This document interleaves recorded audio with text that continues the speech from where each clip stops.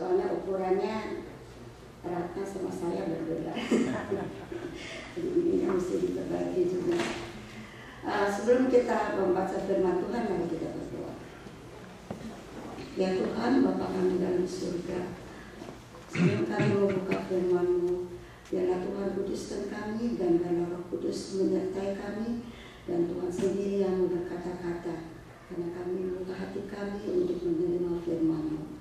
Biarlah Roh Kudus menerangkan pada kami Tuhan, supaya kami jangan hanya menjadi pendengar, tetapi jadi pelaku firman-Mu. Amin. Terima kasih ya Bapa.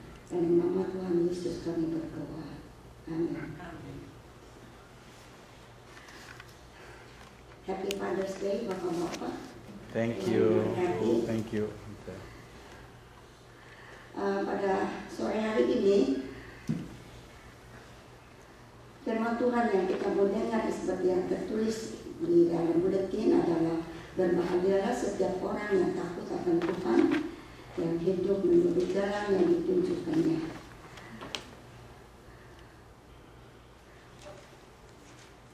Yang kita mau renungkan adalah mengenai takut akan Tuhan. Mungkin ini kali lain dari yang biasa seorang bapak kewajibannya begini begitu, dan anak-anak begini dan begitu. Tetapi sekarang mengenai takut akan Tuhan ini, bila ini juga menjadi berkat bagi bapak-bapak dan juga bagi kita semua. Soalnya dikatakan berbahagialah setiap orang yang takut akan Tuhan. Jadi tidak hanya sekedar untuk bapak-bapak, ya, juga bagi kita semua, ibu-ibu pun anak-anak. Nah, tentang takut akan Tuhan ini, kita bagaimana tahu kalau seorang itu betul-betul takut sama Tuhan? Bagaimana kita tahu kalau kita sendiri ini betul-betul takut akan Tuhan atau tidak? Nah, yang kita mau renungkan sekarang pada sore hari ini, kita mengambil contoh dari Abraham. Saya nggak akan ceritakan dari permulaannya Abraham. Kita udah tahu riwayatnya Abraham, bagaimana dia disuruh keluar dari kaum keluarganya dan sampai dia dapatkan anak Ishak yang dijanjikan pada waktu umur 100 tahun. Dan dalam lama waktu 25 tahun dia menantikan itu, dan setelah dia dapatkan anak yang ditunggu-tunggu, saudara bisa bayangkan kalau kita menunggu sesuatu setelah lama menantikan dan tiba waktunya kita dapat, bagaimana hati kita? Penuh dengan terima kasih, penuh dengan syukur, senang, bukankah demikian? Yeah. Dan kita lihat pasti Abraham juga demikian.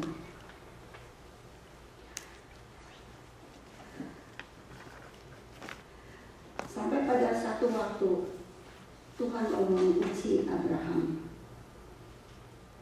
Saya tidak mendetailkan lagi kejadian ini, tetapi saudara-saudara, bayangkan waktu anak yang dikasihinya itu, Tuhan berkata, bawa anakmu yang tunggal itu, anak yang kau sayangi, yang kau kasihi, ke satu gunung di tempat Moria, yang satu gunung yang akan kutunjuk padamu. Dalam Alkitab tidak diceritakan bagaimana pergumulan hatinya dari Abraham. Tidak juga diceritakan bagaimana sikapnya dia terhadap anaknya yang mau dikorbankan. Dan dia juga tidak diceritakan bagaimana dia menghadapi Sarah, ibu dari anak ini. Tetapi kita cuma lihat dia menurut perintah Tuhan. Dia pergi bawa anaknya dan dua pembantunya, dan ditulis dia bawa kayu, bawa api, bawa pisau, sampai pada satu saat anaknya berkata, dombanya di mana Bapak yang untuk dipersembahkan? Dan inilah saudara-saudara, seorang ayah kalau ditanya begitu, apa jawabnya?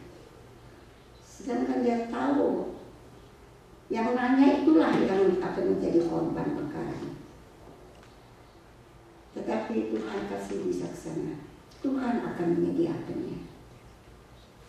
Saudara, ada kalanya timbul sesuatu pertanyaan yang kita tidak bisa jawab. Tetapi kita lihat Tuhan memberi itu jawaban. Apa Abraham sudah tahu bahwa di gunung itu sudah ada satu domba? Dia tahu, tapi dia percaya. Maka dia jawab, Tuhan menyediakannya. Saudara-saudara, sampai tiba saatnya dia taruh Ishak anaknya di atas kayu-kayu untuk dibakar di atas mezbah itu, dan nggak ditulis juga bagaimana sikapnya Ishak waktu itu. Saya hanya bisa membayangkan, mungkin ini Ishak dari kecil selalu lihat ayahnya, ibunya berbakti pada Tuhan, selalu memberikan juga korban-korban bakaran. Dia mengikuti ajaran-ajaran dari orang tuanya. Mungkin dalam hatinya yang masih kecil ini, dia ada penurutan apapun yang ayahnya katakan. Maka sampai pada saat itu dia nggak ditulis ya saudara-saudara, dia tidak memberontak, dia menurut apa yang bapaknya bilang, dan dia berserah sama Tuhan, dia percaya. Sampai saat Abraham mengangkat pisaunya, maka malaikat Tuhan berseru, jangan kau bunuh anak itu, jangan kau apa-apakan anak itu. Sekarang Tuhan berkata, sekarang aku tahu bahwa engkau ini takut akan Tuhan. Inilah yang saya mau tekankan di sini, mengenai takut akan Tuhan. Orangnya itu yang bagaimana? Saudara-saudara, takut akan Tuhan bukan kita yang ngomong, bukan orang lain yang ngomong, bukan saudara kita, keluarga kita, tapi Tuhan. Kita bisa saja berkata, saya takut sama Tuhan, saya nggak berani buat ini, nggak berani buat itu, saya nggak berani berbuat dosa.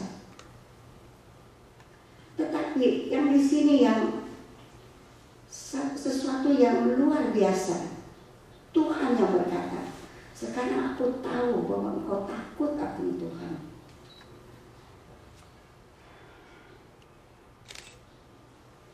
Sebab telah kutahui sekarang bahwa engkau takut akan Allah, dan engkau tidak segan-segan, tidak menahan untuk menyerahkan anakmu yang tunggal kepadaku. Dia menurut kehendak Tuhan itu lebih dari apa yang dia inginkan, yang dia sayangkan. Coba siapa mau menyerahkan anaknya begitu? Kalau ada sesuatu terjadi dan kita harus menyerah ke sesuatu yang kita sayangi, saya nggak mau kehilangan itu. Ini anaknya sendiri, anak yang dikasihi. Tuhan berkata, engkau tidak segan-segan mengorbankan anakmu, memberikan itu kepadaku. Saudara-saudara,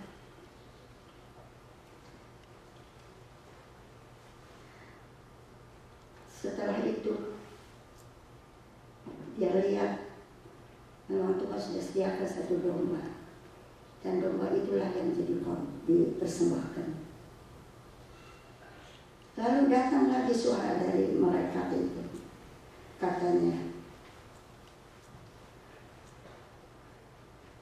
karena tidak segan-segan engkau untuk menyerahkan anakmu yang tunggal itu kepadaku, aku akan memberkati engkau berlimpah-limpah dan membuat turunanmu